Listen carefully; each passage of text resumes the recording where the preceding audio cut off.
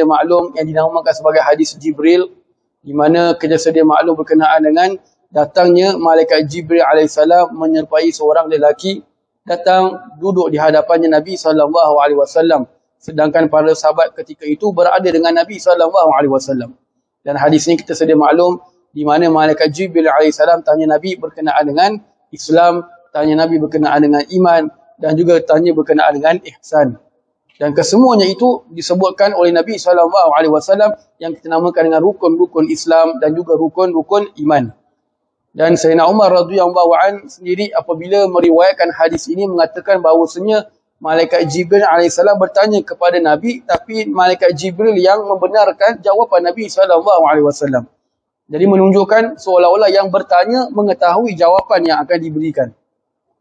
Jadi begitulah selanjutnya, itulah dinamakan sebagai hadis Jibril. Jadi kita sebagai orang Islam mesti mengetahui rukun iman dan juga rukun Islam.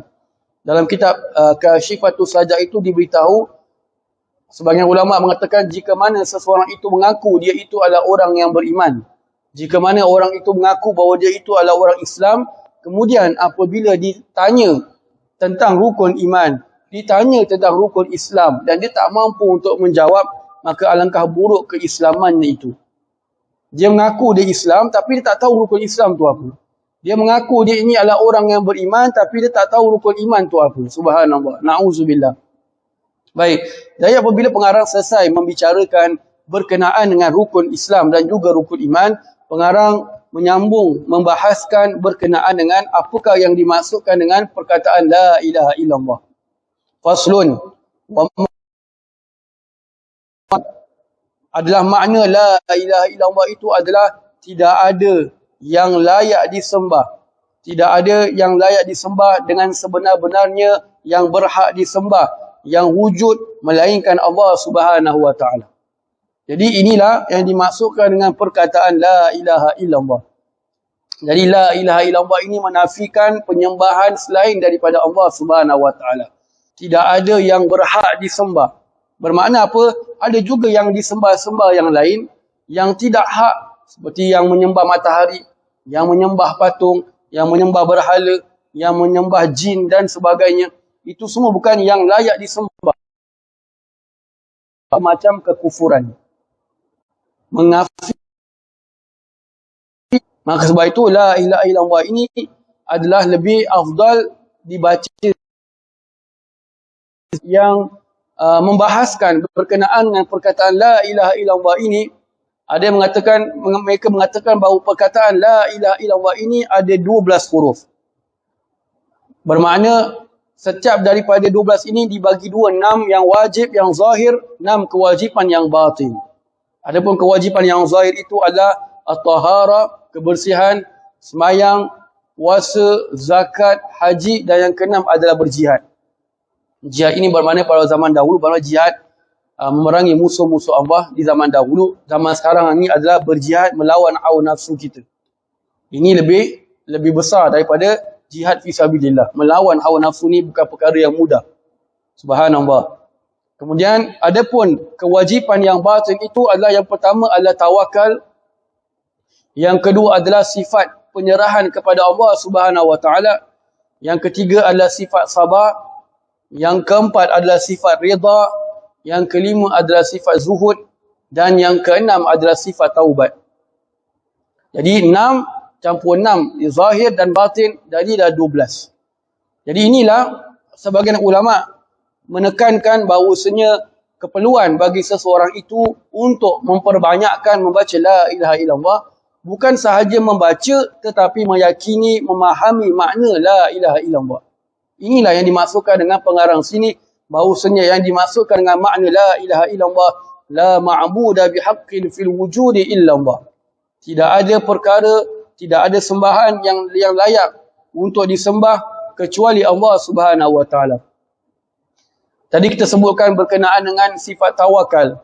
Ulama mengatakan makhluk Allah, binatang atau kita kata binatang yang paling kuat tawakalnya adalah burung.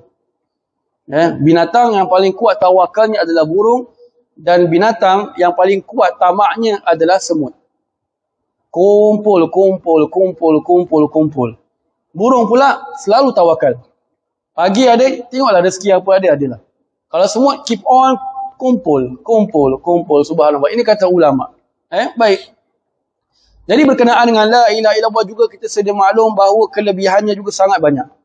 Allah Subhanahu Wa Taala tadi apabila kita bicarakan berkenaan dengan rida, sabar, tawakal itu dalam hadis qudsi dalam kitab Jami'us Shaghir itu dikatakan barang siapa yang tidak rida dengan ketentuanku, kata Allah, man lam yarda biqada'i wa lam yasbir ala bala'i, dan tidak bersabar atas ujianku.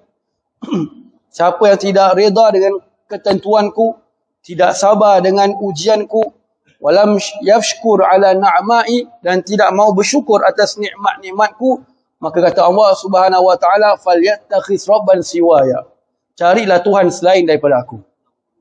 Ini hadis qudsi dalam kitab Jami'us Shaghir karangan Al-Imam As-Suyuti rahimahullah taala. Jadi balik tadi berkenaan dengan perkataan la ilaha illallah ini, di antara fadilat yang besar berkenaan dengan la ilaha illallah ini adalah zikir ini sangat mujarab, sangat orang kata bahasa Indonesia ampuh untuk mengubat penyakit-penyakit hati. Memperbanyakkan la ilaha illallah. Kita ada penyakit hati macam-macam. Manusia, kita sebagai manusia, sebagai orang Islam ke bukan Islam ke, kita tak sunyi daripada penyakit hati. Sifat riak, sifat ujub, sombong, bongkak, merasa hasad, rasa diri lebih baik, tamak. Ini semua adalah sifat-sifat penyakit-penyakit hati. Kita nak membersihkannya macam-macam cara, di antaranya adalah memperbanyakkan membaca la ilaha illallah. Dalam sebuah riwayat pun dikatakan bahawasanya orang yang baca la ilaha illallah dengan benar-benar memahami maknanya itu, maka bacaan itu akan menggoncangkan tiangnya arash. Maka Allah Subhanahu Wa Taala mengatakan pada arash, pada tiang arash itu, berhentilah daripada kamu bergoncang. Maka kata tiang arash, kami tidak akan berhenti sehingga kamu mengampunkannya, wahai Allah. Subhanallah. Orang yang baca la ilaha illallah benar-benar dengan hati yang ikhlas, benar-benar dengan hati yang benar-benar memahami yang dimaksudkan dengan la ilaha illallah. Ulama-ulama dahulu, para habaib dahulu, mereka gemar untuk memperbanyakkan la ilaha illallah. Di antaranya Al-Imam Al-Faqih Muqaddam Muhammad bin Ali Ba'alawi rahimahullah ta'ala, beliau membaca la ilaha illallah satu hari 100,000 kali. Al-Imam Al-Habib Ja'far, bapanya Habib Ali, satu hari 70,000 kali. Imam Al-Habib Abdullah bin Husain bin Tahir rahimahullah ta'ala satu hari 25,000 kali. Kita kalau tanya ustaz macam mana dia ada masa nak baca itu semua, pasal kita belum sampai level mereka. Al-Habib Ja'far baca 70,000 kali within 10 minutes. 70,000 habis dalam masa 10 minit. Kita 70,000 70 hari kan. Ilaha illallah. Subhanallah. Ada satu kali tu Al-Habib Ja'far, beliau itu kalau pegang tasbih, pusing satu tasbih itu dah 1000 kali. Kita nampak masa zahir, tapi beliau baca dengan cara, dengan apa kurniaan, kelebihan yang Allah berikan, 70,000 kali. Subhanallah. Dulu ada orang di zaman beliau, zaman macam kita juga, tak percaya dengan keramat dia. Jadi berita ni sampai kepada telinga Habib Ja'far. Habib Ja'far kata, okey marilah kita sama-sama datang. Jadi orang yang datang ziarah Habib Ja'far, dia kata, Habib, aku tak percayalah kau boleh zikir 70,000 kali dalam masa 10 minit. Kata Habib Ja'far, okey tak apalah, kita kira sama-sama, kata Habib Ja'far. Jadi orang ni kira dengan Habib Ja'far, kira 70,000 baru 9 minit. Kata Habib Ja'far, ni berkat kau lah aku dapat zikir lagi cepat daripada biasa ni. Orang ni betul-betul yakin. Subhanallah. Kira sama-sama 1, 2 sampai 70,000 belum 10 minit pun. Subhanallah. Jadi berkenaan dengan inilah di antara kelebihan ataupun fadilat orang yang membaca la ilaha illallah. Yang penting sekali adalah la ilaha illallah ini menafikan, menghilangkan segala macam kekufuran dalam hati kita. Dan pada masa yang sama, apabila hilang kekufuran itu, tambah iman kita. Orang yang memperbanyakkan la ilaha illallah, imannya bertambah. Bila kata bertambah ni maknanya apa? Dia senang nak melakukan ketaatan. Senang nak semayang, senang nak puasa, senang nak sedekah, senang nak semayang ba'diyah, senang nak sembahyang duha, sembahyang witir. Dia tak rasa berat. Pasal iman dia kuat. Jadi bila iman tu kuat, macam-macam kita nak buat senang. Bila iman tu kuat, bermakna iman kuat, nafsu jadi lemah. Jadi kalau nafsu tu kuat, bermakna iman kita sedang lemah. Jadi bila nafsu tu kuat, itulah malas sembahyang, nantilah pukul 3 pun masih zuhur.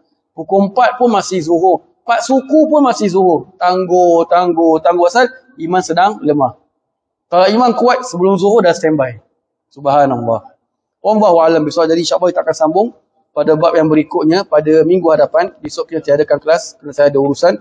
Jadi kita akan sambung pada hari Selasa depan insya-Allah. Baca surah Al-Asr dan tasbih kafaratul majlis.